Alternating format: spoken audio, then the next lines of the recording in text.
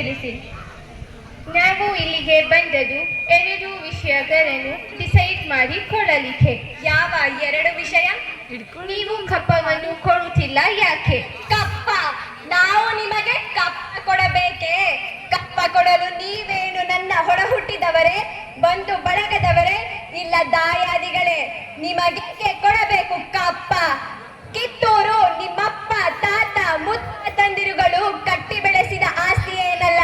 ಕಿತ್ತೂರು ಕನ್ನಡಿಗರ ಆಸ್ತಿ. ಹೀಗಿರುವಾಗ ಕಪ್ಪ ಕೊಡಬೇಕೇ?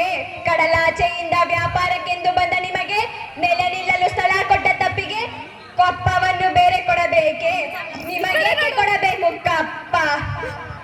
ಶತಶತಮಾನಗಳಿಂದ ಸ್ವತಂತ್ರರಾಗಿ ಬದುಕುತ್ತಿರುವ ಕಿತ್ತೂರು ನಿಮಗೆಂದಿಗೂ ಕಪ್ಪವನ್ನು ನೀಡದು.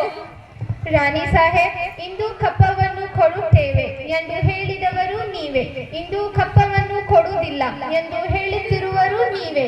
ಹಾಗಾದರೆ ನಿಮ್ಮ ಮಗ ಶಿವಲಿಂಗ ರುದ್ರ ಸರ್ಜನ ಮಾತಿಗೆ ಬೆಲೆ ಇಲ್ಲವೇ? ಖಂಡಿತ ಇಲ್ಲ. ಮೋಸದ ಒಪ್ಪಂದಕ್ಕೆ ಕಿತ್ತೂರು ಎಂದಿಗೂ ಬೆಲೆ ಕೊಡುವುದಿಲ್ಲ. It's all right. ಆದರೆ ಅವನು ಸತ್ತ ನಂತರ ದತ್ತಕ ಪಡೆದಿದ್ದೀರಿ. ನೀವು ನಮ್ಮ ಕಂಪನಿಯ ರೂಲನ್ನು ಧಿಕ್ಕರಿಸುತ್ತಿದ್ದೀರಿ. ದಿಕ್ಕು ತಪ್ಪಿ ಹೋಗುತ್ತೀರಿ. ಎಚ್ಚರ. ಮುಚ್ಚು ಬಾಯ್. ತಾಯ ಸ್ಥಾನಕ್ಕೆ ಬಂದು ತಾಯಿಗೆ ಎಚ್ಚರ ನೀಡುವಷ್ಟು ಸೊಕ್ಕೇನ ನಿಂಗ? ಜಿಲ್ಲೆ ಕಟ್ಲೆ ಮಾಡೋ ಅಧಿಕಾರ ಇರೋದು ನಮಗ, ನಿಮಗಲ್ಲ. ರಾಯಣ, ಕಿತ್ತೂರಿನ ಮೇಲೆ ನಮಗೆ ಸಂಪೂರ್ಣ ಅಧಿಕಾರ ಇದೆ. ಕಪ್ಪ ಕೊಡದೆ ಇದ್ದರೆ ಇದರಿಂದ ಪ್ರಾಣಹಾನಿ ಮನಹಾನಿ ಆಗುವುದು ಖಂಡಿತ. ಏತ್ಯಾಕರೆ? ಕನ್ನಡಿಗರ ಮಾನಾಭಿಮಾನ ನಿನ್ನಂತ ಕಜ್ಜಿ ನಾಯಿಗೆ ಗೊತ್ತೈತೆ. ಇದು ಕೆಚ್ಚನ್ ಕಲಿಗಳ ನಾಡೈತಿ. ಅಂಜಿಕೆ ಎಂಬುದಿದರ ಬೀಡೈತೆ. ಕಿತ್ತೂರು ದೇಶ ಪ್ರೇಮ ಸ್ವಾಭಿಮಾನದ ಗೂಡೈತೆ. ಕಿತ್ತೂರನ್ನ ಸ್ವತಂತ್ರ ಮಾಡ್ಬೇಕಂತ ಸಂಕಲ್ಪ ತೊಟ್ಟಿರೋ ಗಂಡದೆ ಗುಂಡಿಗೆ ಇರೋ ಗಂಡು ಭೂಮಿ ನಮ್ದು. ಈ ಕನ್ನಡ ನೆಲದಾಗ ಹುಟ್ಟಿರೋ ಮಕ್ಕಳು ದೇಶಕ್ಕೋಸ್ಕರ ಪ್ರಾಣ ಕೊಡೋಕು ಸಿದ್ಧವಾಗಿರ್ತಾರ.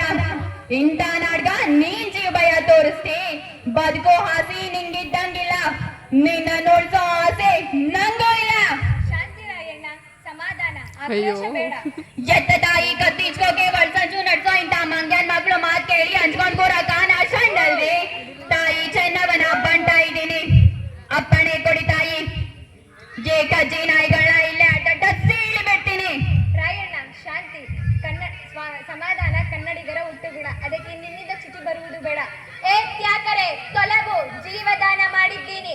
ಕೆಂಪು ಮೂತಿಯ ಕಪಿ.